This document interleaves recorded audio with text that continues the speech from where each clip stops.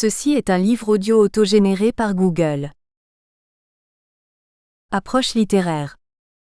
Collection dirigée par Maggie Albet. Dernière parution. Florence Charrier, Le procès de l'excès chez Queneau et Bataille, 2012. Mansour Drame, Poésie de la négritude, 2012. Mamadou Abdoulaye, La théâtralité dans les romans d'André Malraux, 2012. Dominique Valzenta, Les Misérables, l'Évangile selon saint Hugo, 2012. Yannick Torliani, Gerasim Lucas, Le poète de la voix, 2011. Camille Dame accent aigu Gomandeu, Le verbe et le discours politique dans un fusil dans la main, un poème dans la poche d'Emmanuel Dongala, 2011. Agnès Aguerre, L'avocat dans la littérature de l'Ancien Régime, 2011. Christian Schonalers, Écriture et quête de soi chez Fatou Diomé, Aïssatou Diamanka Besland, Aminata Zaharia, 2011. Sandrine Le Turc, Jacques Sternberg, Une esthétique de la terreur, 2011.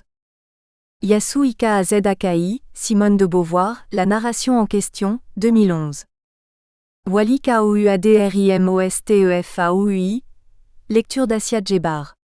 Analyse linéaire de 3 romans, L'amour, la fantasia, Ombre sultane, La femme sans sépulture, 2011. Daniel Mateo Kaoté, Le rire carnavalesque dans les romans de Sonny Laboutancy, 2011. Murray Lucie Clément, Andrei Makin, Le multilinguisme, la photographie, le cinéma et la musique dans son œuvre, 2010. Maha Benabedel, Laurent Gaspard en question de l'errance, 2010. Adelmottehalter, Duras d'une écriture de la violence au travail de l'obscène, 2010. Monsieur Euzenotlmoigne, Sonny Laboutancy. La subjectivation du lecteur dans l'œuvre romanesque, 2010. Je suis éternellement fidèle aux souvenirs. Je ne le serai jamais aux hommes. Lou Andréas Salomé. Ma vie, page 149. Avertissement au lecteur. L'essai Lou Andréas Salomé ou le paradoxe de l'écriture de soi fut rédigé il y a une dizaine d'années alors que j'entamais une maîtrise de lettres modernes. Passionné par la vie et la puissance intellectuelle de cette femme, je me plongeais avec avidité au cœur des rares biographies et articles la concernant. Un constat relatif à l'absence d'études littéraires consacrées à son œuvre m'avait alors frappé. Intrigué tant par la diversité des textes saloméens que par la discrétion éditoriale dont il faisait l'objet, car le grand public connaît bien cette figure féminine mais qui a vraiment lu Lou Andréas Salomé, je décidai de m'intéresser à l'ensemble de ses écrits pour tenter d'en révéler au mieux le fil directeur et la teneur. À ma grande surprise, j'aboutis à un paradoxe pour le moins étonnant et révélateur d'une écriture de soi tout à fait singulière. Depuis 2001, une dizaine de livres consacrés à la vie, aux relations et plus rarement aux écrits de la psychanalyste femme de lettres a été publiée. Des traductions de romans ou autres nouvelles en français ont vu le jour. Son livre consacré à Nietzsche a été réédité, sa correspondance avec Anna Freud fut publiée.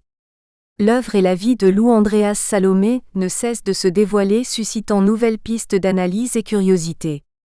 Aussi, au regard de l'engouement sans cesse renouvelé des lecteurs et chercheurs, au vu du peu, voire de l'inexistence d'essais consacrés au genre autobiographique et à l'écriture de soi au sein des écrits de Lou Andréas Salomé, je souhaiterais désormais faire partager au grand public ce mémoire, demeuré jusqu'alors exclusif au cadre universitaire.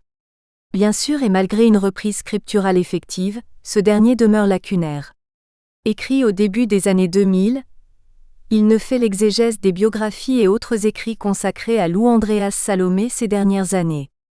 Il ne fait état non plus des incroyables avancées de la critique littéraire dans le champ de l'autobiographie et de l'écriture de soi, notamment de la problématique relative à l'autofiction. Car le propos se situe ailleurs et demeure pérenne à ce jour. Cet essai convie le lecteur à découvrir la démarche intellectuelle et intime de Lou Andréas Salomé, dans son rôle d'écrivain. Chacun est invité à démêler les fils de l'écriture autobiographique et romanesque saloméenne, afin d'appréhender les jeux de non-dits et les révélations subtiles que la femme se charge de tisser tout au long de son existence. Cet essai, en tant qu'enquête consacrée au processus de création littéraire, conduit à un paradoxe latent et récurrent de l'œuvre saloméenne. Il a pour ambition de mettre en lumière une écriture de soi moderne et nuancée, révélatrice tant de la pensée que de la personnalité de Lou Andréas Salomé. Vouloir connaître Lou Andréas Salomé répond à un désir de pluralité. Cette femme déterminée, située tel un ange protecteur dans l'ombre de personnes illustres comme Nietzsche, Rilke ou encore Freud, a excellé de prime abord et sans conteste dans l'art de la maïeutique. Muse, égérie ou encore fidèle disciple, son destin est par trop souvent associé aux hommes auxquels elle a offert la plupart de ses expériences littéraires, philosophiques et psychanalytiques. Vouloir connaître Lou Andréas Salomé nécessite une approche toute particulière, mêlant disciple et indicible, intuition et déduction, creusant au plus profond d'une écriture toute naturelle, presque anodine, pour aboutir sur une rive peu visitée encore, celle de l'intériorité. Cette approche de l'intime par l'écriture conduit inévitablement à la lecture de nombreux de ses travaux mais nous pousse également à la connaissance des faits essentiels de sa vie. Née à Saint-Pétersbourg le 12 février 1861, elle est le 6e enfant et l'unique fille du général Gustave von Salomé II, descendant de Huguenot d'Avignon, exilé en Allemagne puis en Russie et converti au protestantisme, et de Louise Wilm, dite Mouchka, originaire d'Allemagne et d'obédience luthérienne. Le couple accompagne l'évolution du pays russe. Le général est au service du tsar Alexandre II puis Alexandre III, en 1861. La jeune Lyolia, c'est le prénom que lui donnèrent ses parents, grandit dans un milieu essentiellement masculin, aux côtés de frères adorés et d'un père qu'elle vénère comme un dieu. Très tôt, elle fait preuve d'une imagination débordante, voire démesurée étroite, qui l'amène vers la première découverte douloureuse et fondamentale de sa vie, la perte de la foi en Dieu. Refusant de faire sa confirmation, elle contacte à l'âge de 17 ans le pasteur Hendrik Gillot, homme éminemment cultivé, très grand orateur de surcroît, afin qu'il lui vienne en aide.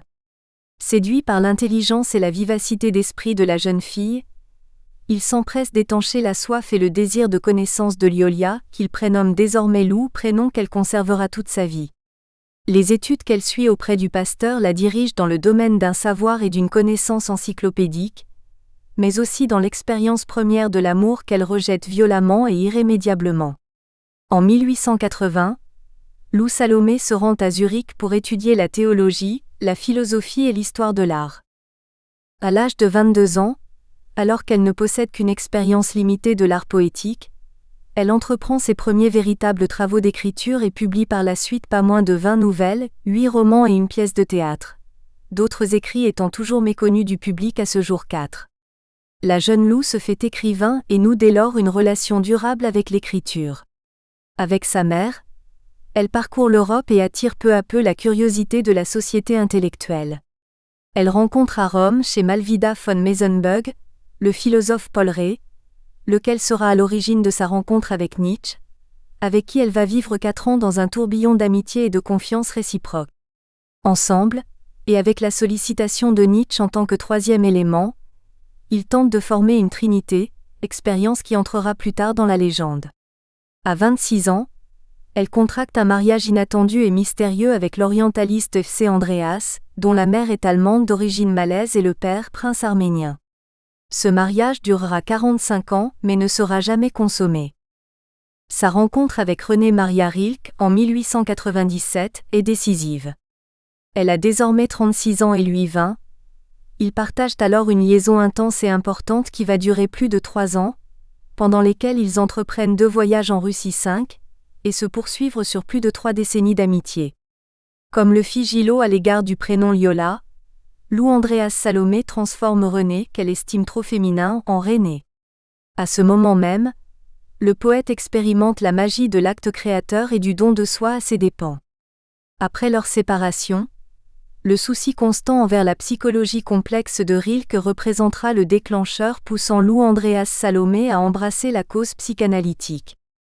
En 1912, après une première rencontre prometteuse avec le maître de la psychanalyse, Lou se rend à Vienne afin de participer aux cours et réunions du mercredi de Freud. Elle est la seule femme acceptée au sein du cercle restreint. À partir de 1914, Lou Andreas Salomé se consacre essentiellement à ses activités psychanalytiques et s'installe à Göttingen, où elle analyse de nombreux patients.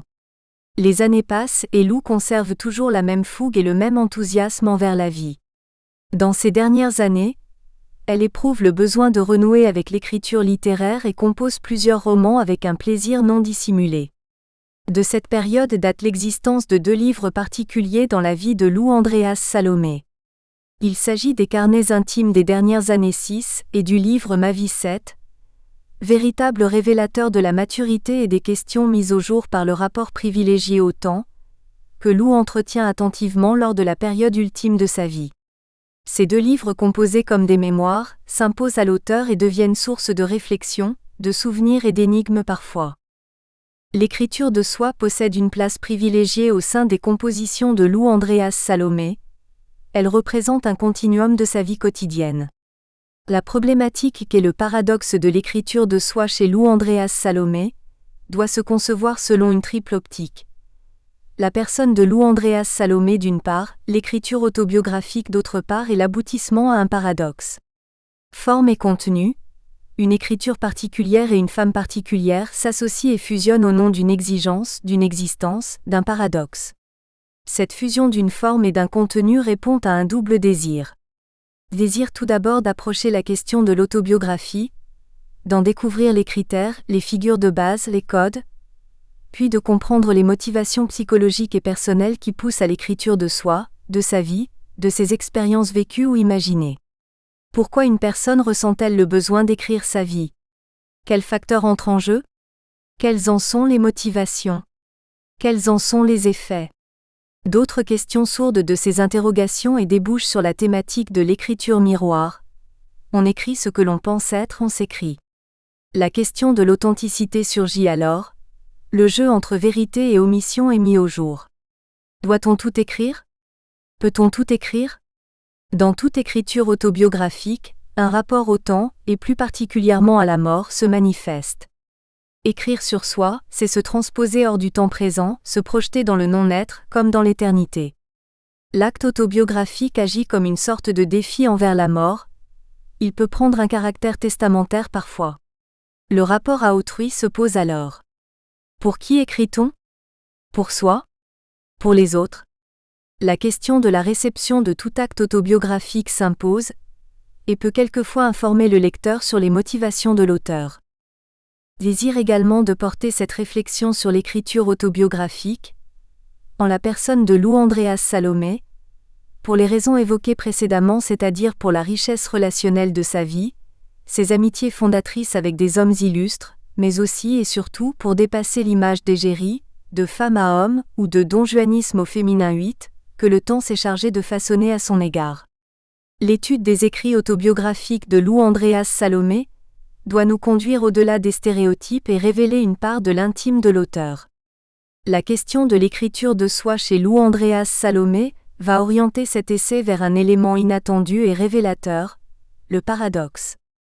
Sous cet angle, la lecture du récit de vie de Lou Andreas Salomé peut prendre sens et la thématique de l'écriture de soi oser faire sens.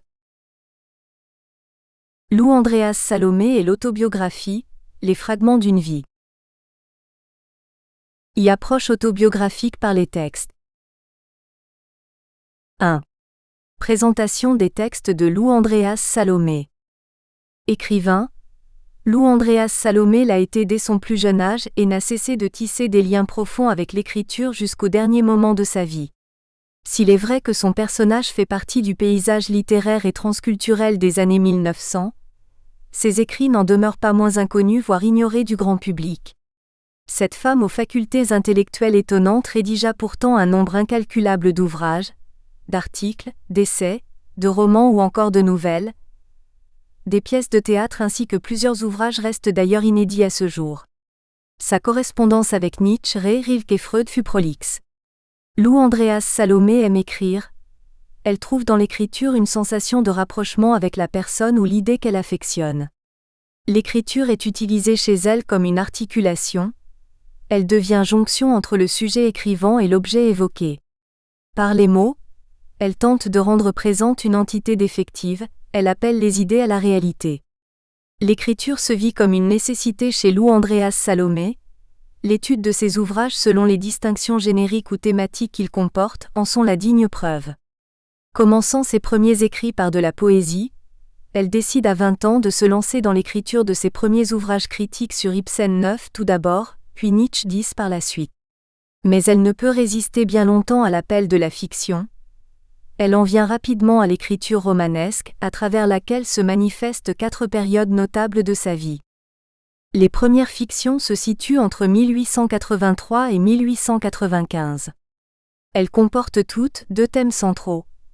La perte de la foi fortement ressentie dans la prime jeunesse et le désenchantement relevant d'un lien avec un homme plus âgé. Plusieurs œuvres correspondent à ce panorama, Une lutte pour Dieu 11 tout d'abord, paru sous le pseudonyme de Henri Lou en référence à Hendrik Gillot, puis son roman Route 12 à caractère éminemment autobiographique. Les fictions de la féminité. Au nombre de 2, elles sont écrites de 1896 à 1898. Lou a désormais 35 ans. Fenichka 13 est le récit d'une jeune fille russe faisant l'expérience des sentiments. Le deuxième roman s'intitule Une longue dissipation 14. Il mêle découvertes amoureuses et déceptions, espoir et désillusion. Les fictions de la maturité. Au nombre de 3, elles sont rédigées entre 1902 et 1904. Ces romans font suite aux années de l'après-Rilke et correspondent au début de la vie de Lou à Göttingen. Ils portent sur des émotions et des préoccupations adultes, maritales, maternelles. Ma 15, La Maison 16 et Rodinka 17 reflètent l'équilibre et la paix qu'a trouvé l'auteur. Dépourvus de l'urgence érotique et du caractère problématique des œuvres précédentes, ils sont plus ternes, d'une gratitude placide pour la maturité, le foyer, le pays et la capacité d'être soi-même. Les dernières fictions se situent dans les années 1915 à 1919. Lou Andreas Salomé tente de restituer ses souvenirs de jeunesse dans son dernier roman Utah 18, où le récit met en lumière les sombres passions de 5 frères et sœurs. S'ajoute à ce livre l'existence d'une pièce de théâtre, Le Diable et sa grand-mère 19, ainsi que 3 nouvelles réunies en 1922 sous le titre L'heure sans Dieu 20.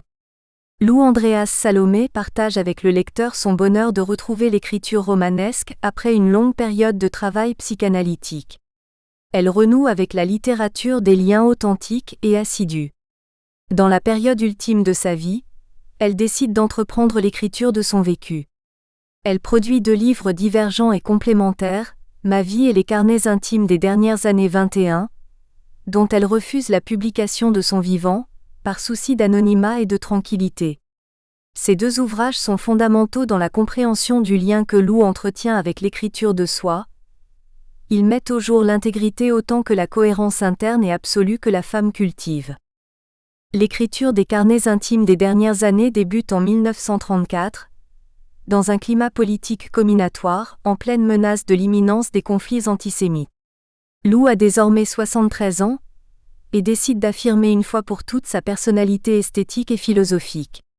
À mi-chemin entre les mémoires, le journal intime, l'autobiographie et le traité philosophique, les carnets intimes se présentent comme une suite de séquences, rédigées de janvier 1934 à mai 1936. Elle y traite principalement de la vieillesse, de l'amour, de la beauté, de la religion et des personnages clés de la littérature de son temps.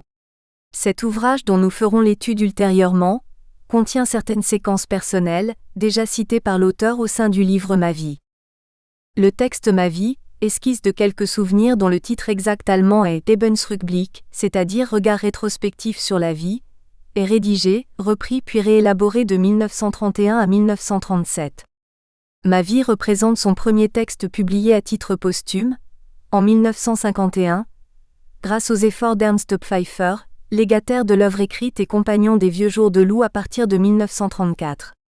Lou Andreas Salomé se penche à loisir sur les faits marquants de sa vie, comme si elle décrivait la charpente d'une maison qu'elle aurait elle-même construite. Quelques poutres massives soutiennent à elles seules l'ensemble de la maisonnée.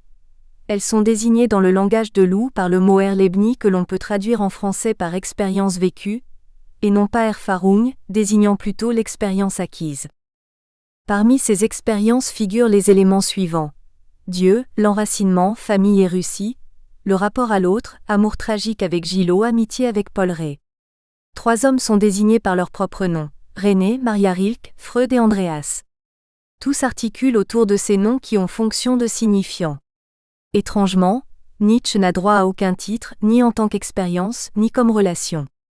Le contexte de la rencontre Nietzsche-Salomé est évoqué lors du récit de l'amitié qu'il y loue à Paul Ray. Le reste est fait de blanc, la chronologie effacée, les amants renvoyés à leur rôle anonyme de compagnons de voyage, les amis à une place de représentation et les tragédies relèvent bien souvent du récit anecdotique. Lou Andreas Salomé semble gommer nombreux épisodes de sa vie, ou plutôt les évoquer de manière suggestive, juste assez pour attiser vainement la curiosité du lecteur. La parcimonie des références envers certains hommes à l'instar de Nietzsche illustre combien la femme évite de se grandir par connaissances célèbres interposées. Avec Ma vie, on ne saurait imaginer livre plus éloigné du genre de récit, Les grands hommes de ma vie, que Lou aurait pu si facilement écrire.